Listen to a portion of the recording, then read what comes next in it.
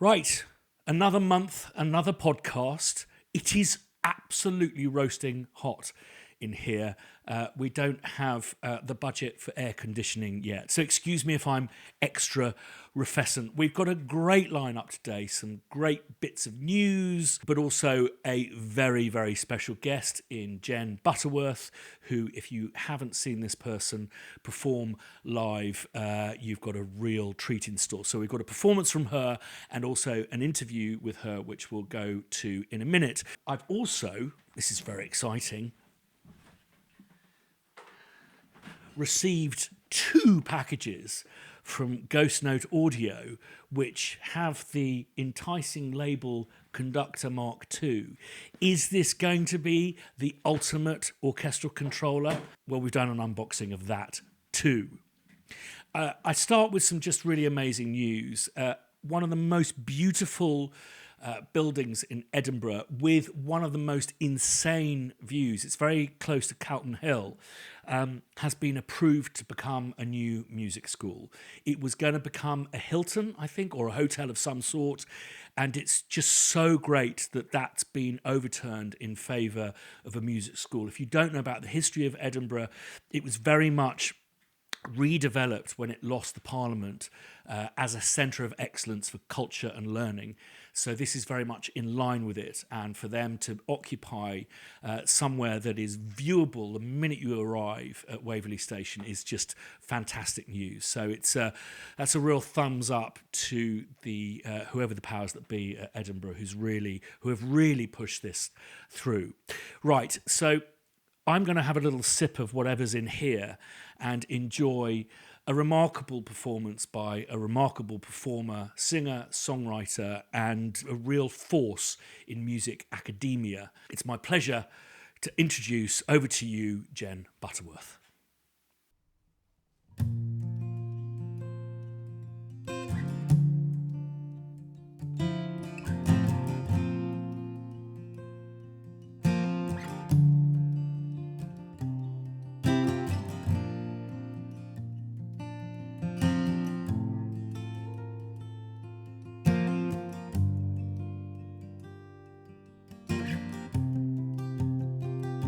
Come all ye fair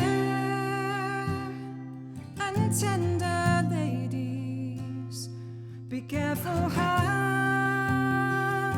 you call your men. They're like the stars on a summer's evening. First they appear and they're gone again. They'll tell to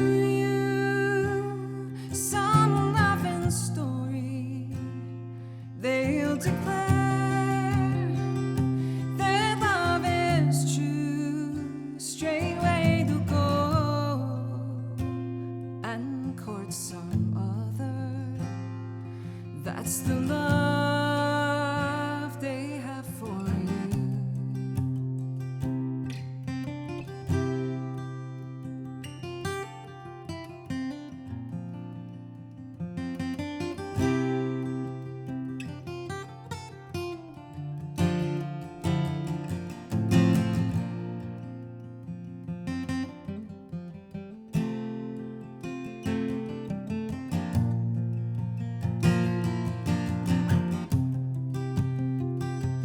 Wish I was some little sparrow, that I had wings and I could fly. I'd fly away to my false true lover.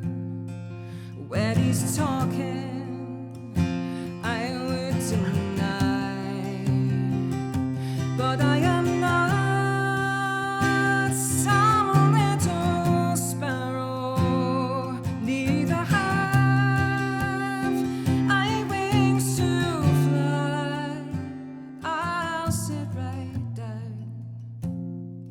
grief and sorrow to weep and pass my troubles by.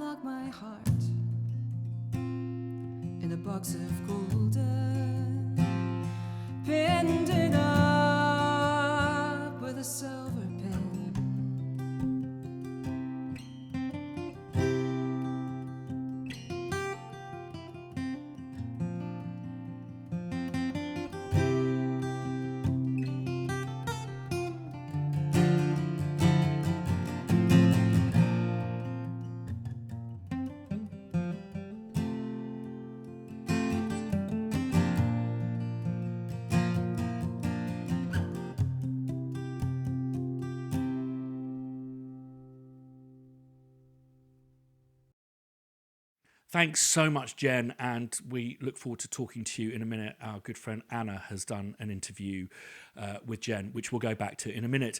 Just a reminder that we now have a forum, which we'll be calling the Network Forum.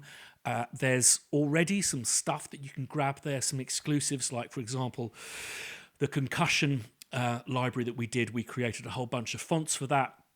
I put those up there on little sneak peeks into what we're doing behind the scenes here, and so you can grab those fonts there. But do become part of the community. We're going to let it grow organically. We're not going to push it too hard too quickly. These things need to grow organically. But basically, there will be links below to our network forum, which you can get to at the bottom of every single page of the website. And the URL is up on the screen now. Thanks, Jack. A few weeks ago, I got advertised on Instagram an orchestral controller by a company called Ghost Note Audio. I reviewed it, and because it was an unsponsored review, offered up my candid opinion on it. I thought it was excellent, but just thought they could make some changes. I'm sure my opinions formed part of a consensus that I'm just really amazed that so quickly a hardware device, you've taken our feedback and have improved it. So here's the unboxing of the Ghost Note Conductor Mark II.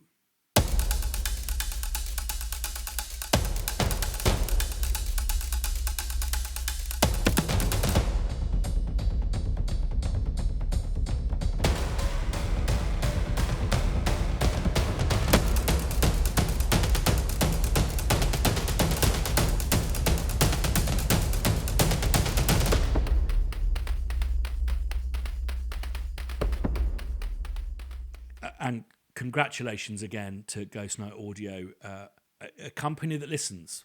Who knew? But it's spectacular, the turnaround that you've done there.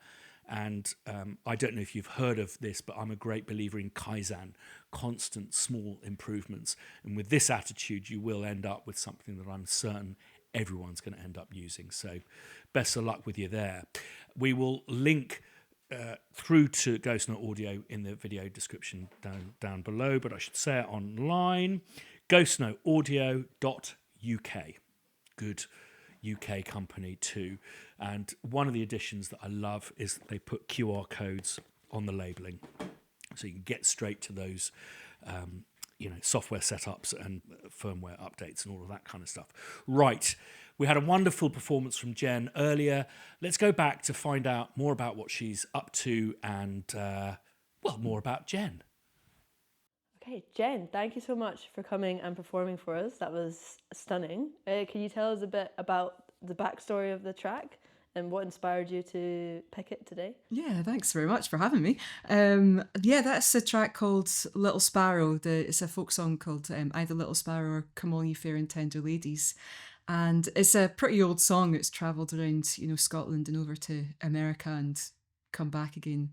And I found it in a book while I was trying to find songs related to women's stories, because I'm bringing out a solo album later in the year, and it's 8 songs of stories for, by, or about women. That's kind of how it came about. And I like this version in particular because it talks of the woman in the story sort of lamenting the fact, it's a warning to other women about the perils of dating men.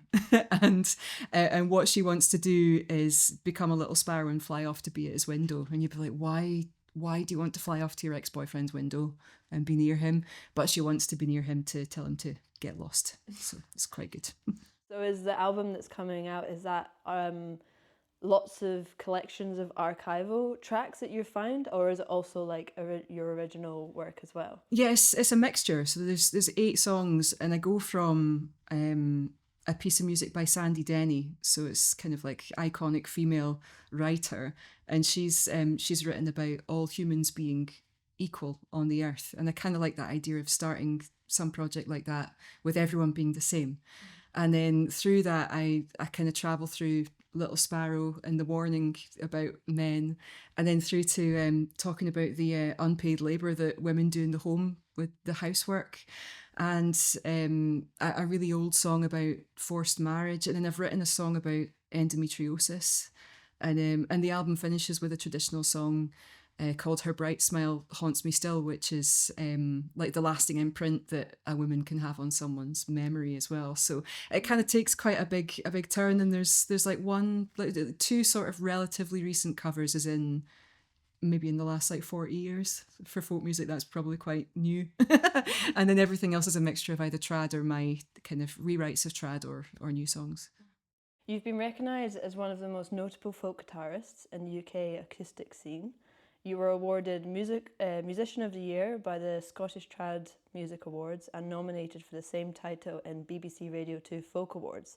What initially drew you to folk music, and can you describe the moment or the experience that led you to pursue music professionally? Yeah, good question.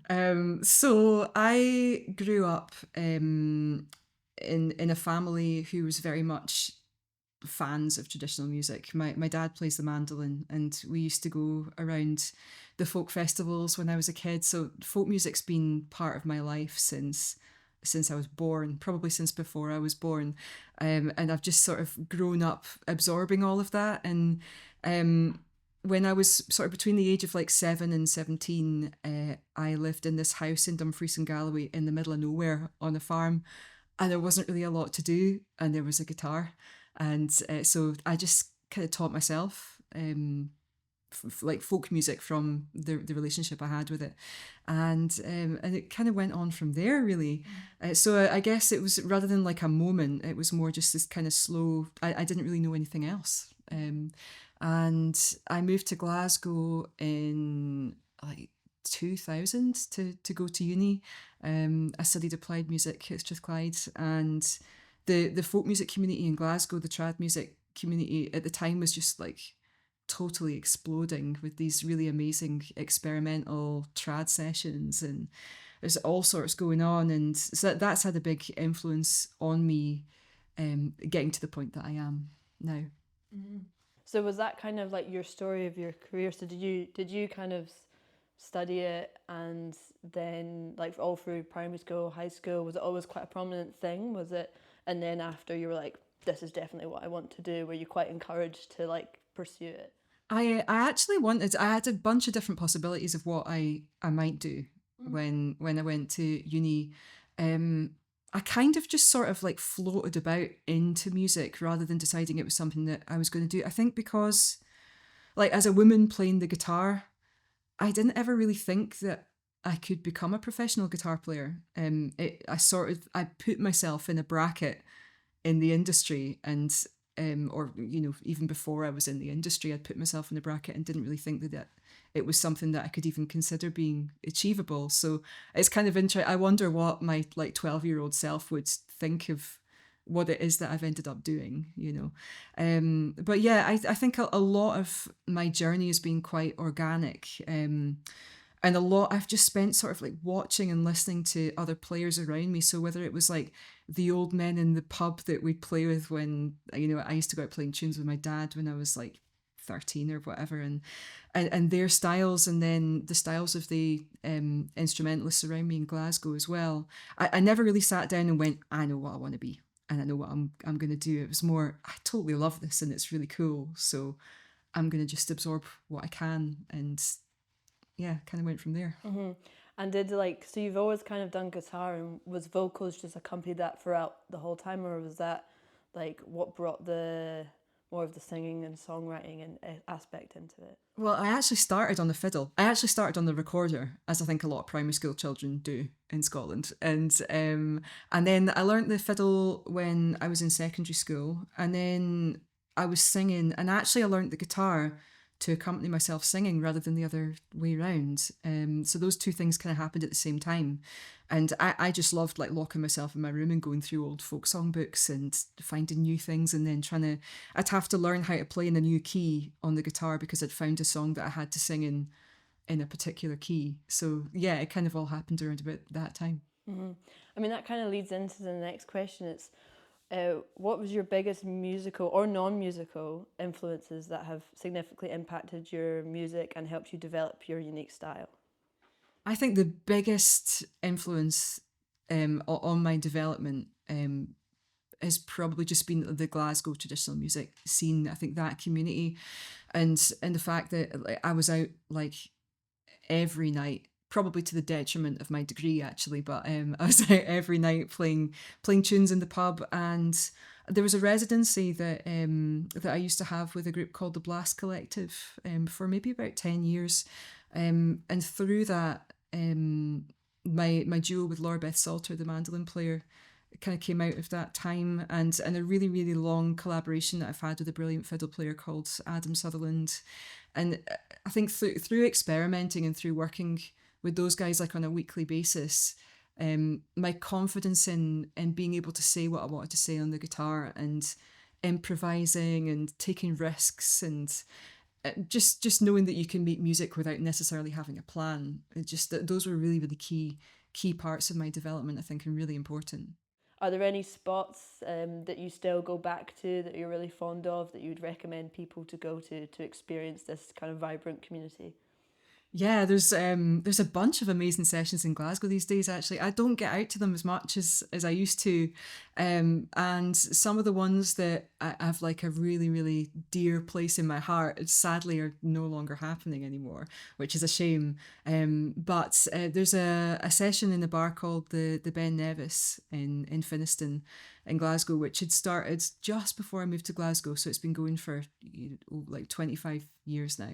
And it's had so many like iterations of hosts over the years and snapshots of like different musical communities that have come through Glasgow. And I was actually there on Sunday night, and it's totally amazing because now it's like all my students and loads of my students that are there playing, but folk that now have kind of come through the conservatoire course but are now like colleagues and pals, and so it's just a lovely progression. And then people that have been there probably playing tunes in that pub for 25 years as well, so it's such a melting pot, which is absolutely amazing. I remember back in it was like not long before the pandemic, so it's maybe like 2018 or 2017. I used to run a session in Glasgow called the Flying Duck. It might even have been earlier than 2017, and it was super experimental. And there's loads of people used to come along, but it was one of these lovely ones where you quite often have maybe only like 7 or 8 people playing music together, and it was so nice to have that opportunity to play in quite a small number. And one of my pals, Hamish Napier, was like, we've got to remember that this was a really, really glorious time for traditional music in Glasgow. And I think that's the thing, is that you don't really know that you're in an amazing phase of music until you've kind of come through it, and then it's moved on and evolved into something else, and then you look back, with such total fond memories. And I love where it is now. There's so much going on still in Glasgow. So yeah, Ben Nevis and the Macher as well. 2 great pubs to check out in Glasgow. It sounds like you quite like doing quite a lot of research into what the archives and things. Is there a favourite part of the music making process, whether that be the writing, the recording, or the performing, that you prefer most? Oh, I don't know actually. There's so many wonderful things about all of those points and stressful points with them as well. So writing I find quite heavy because it's something that you do on your own quite often. And but I love it when you've found a way to say something that you really want to say yourself with music. So there are pros and cons with that point. And then I totally love collaborating with other people. So the kind of rehearsal process and devising of music with other people is amazing fun. But you are quite often tiptoeing around the needs and interests of other musicians while you're doing that. So yet again, 2 sides to that.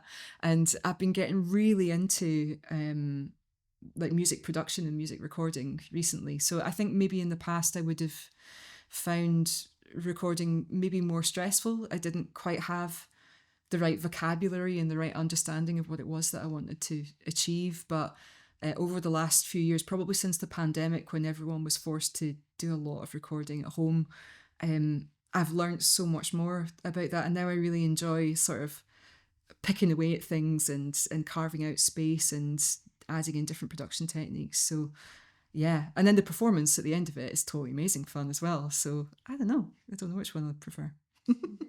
All of it. All of it. Yeah, totally. You were also awarded Tutor of the Year at the 2015 Scots Trad Music Awards and have extensive teaching experience as a lecturer and creative producer in the traditional music department of the Royal Conservatoire of Scotland. What are some key lessons you strive to impart to your students?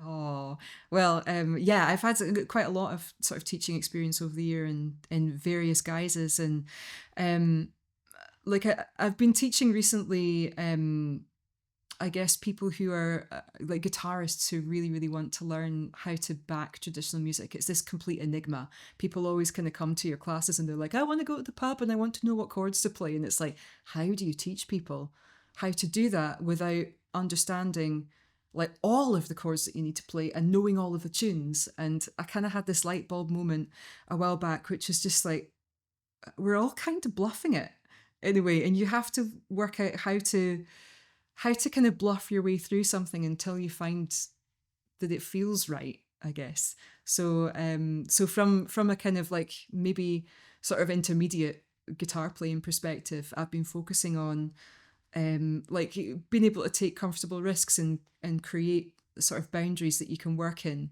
so that you can explore that without going too wrong. And I think that's been a really, really key area of like advice that I've been given. It's just like, go along and have a go, but give yourself some parameters. And I work with a bunch of young people at the conservatoire. I think we've got like 70 students in our undergrad program at the moment, and I absolutely love them. When I obviously as like a kind of freelance musician, quite often we go away on tour and stuff, and then you get back home and you're like, oh, what do I do with my life now? And I just go into the conservatoire and get totally inspired by these amazing young people.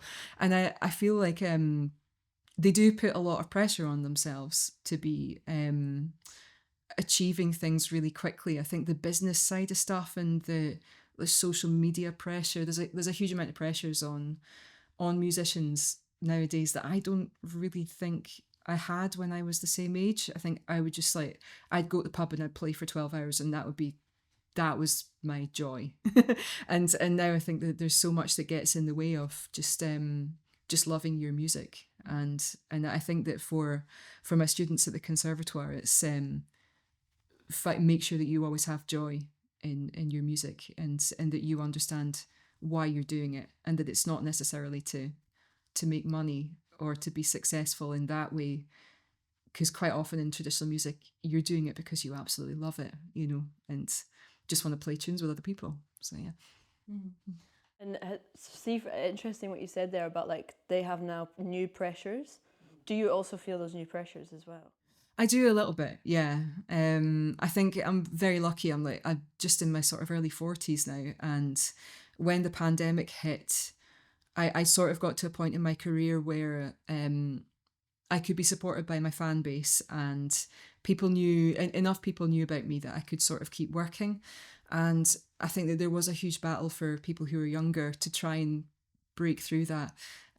So in one respect, I think that I'm quite lucky in that way, but these pressures on, constantly having to be marketing yourself, and this idea about being driven by content, although I love the fact that there are ways that we can share our music that don't have to just be in person anymore. People can access you and meet you online, which is totally beautiful.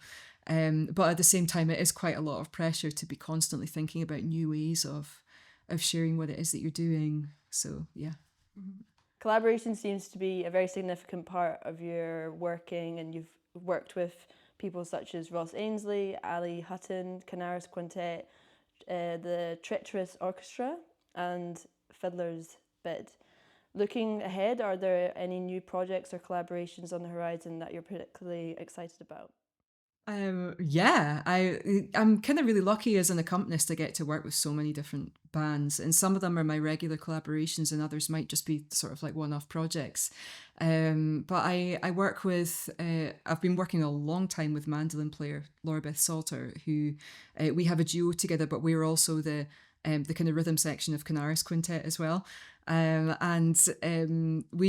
had an album that we brought out in 2016, and we've made a vow that we'll try and create a second album within a decade of the first one. So I'm really excited to be writing new music with Laura Beth.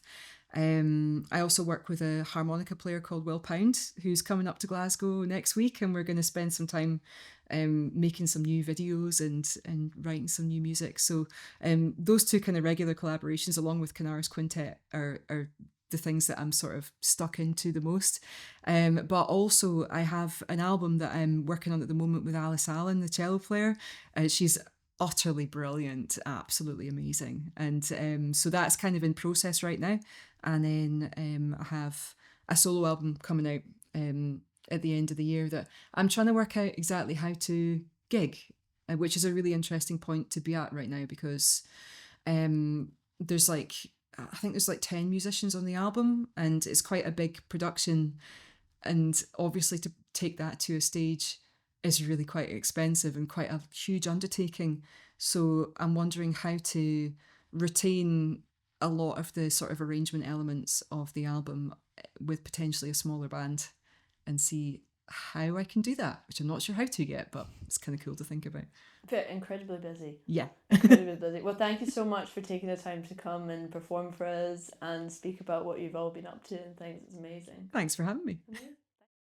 Right, a lot of you have been asking, Concussion, really great intro promo price. When does this promo period end?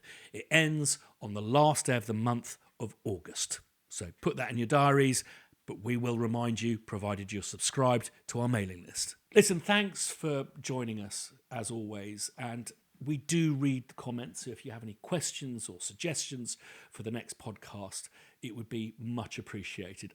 We really enjoy doing these. We love showcasing your work, the work of maybe people you haven't heard of, like Jen. So thanks for watching to the end. Lots of love. Subscribe, like, and see you next time.